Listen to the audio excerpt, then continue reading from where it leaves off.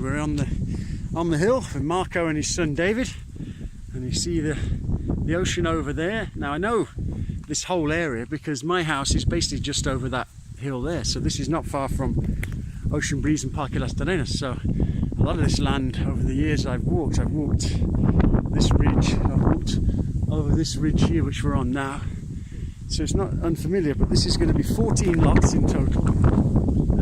You can buy as much or as little as you like. The cutting the road starts cutting today. You can see here where there's some yellow markers, the road's going to be coming over, and then it ends about here.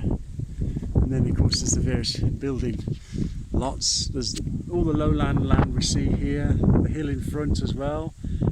You can own the top of that hill. Either that, the road's going to go to that.